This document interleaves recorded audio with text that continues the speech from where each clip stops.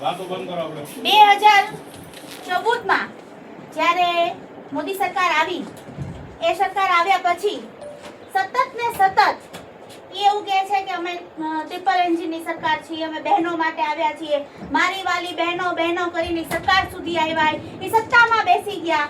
2014 પછી એટલી બધી મોંઘવારી ધીમે ધીમે ધીમે ધીમે વધી કે સૌથી પહેલી શરૂઆત ત્યારે પણ ગેસના ભાવથી જ થઈ હતી. ત્યારે 400 રૂપિયા ગેસનો બાટલોનો ભાવ હતો, એ પછી 50 રૂપિયા વધ્યા, 30 રૂપિયા વધ્યા. આજે 2026 માં પ્રજાની અને એની બહેનોની એને એવી દશા કરી નાખી કે એને અત્યારે કેરોસીન બંધ કરી દીધું છે બાટલા આપીને, અને અત્યારે બાટલાના ભાવ 1000 રૂપિયાએ પહોંચવા આવ્યા.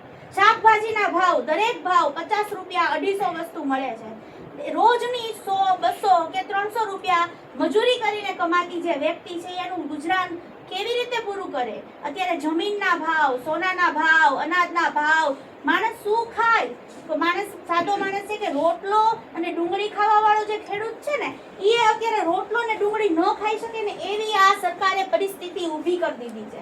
અત્યારે તમે જુઓ કે મોટા ભાગના ફાઇનાન્સો કૂદકે ને ભૂસકે વધી ગયા છે. આટલા બધા ફાઇનાન્સોની જરૂર શું છે?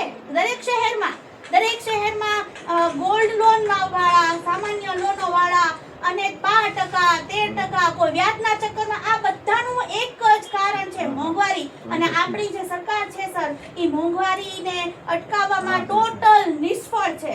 અને અત્યારે એમને એવી પરિસ્થિતિ કરી દીધી, જો અમને દામવામાં નહીં આવે સર, અને જો આ મોંઘવારી ઓછી નહીં થાય તો અનેક આપઘાતો છે એ સામે આવશે, અનેક પરિવાર છે ઈ ડૂબી જશે. નિષ્ફળ સરકારને કાઢી નાખો.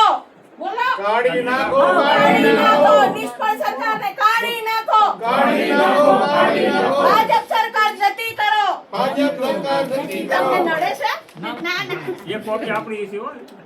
હા, એ તો આપણે થેન્ક યુ પાછા. આવી ગયું? એકના સાઈડ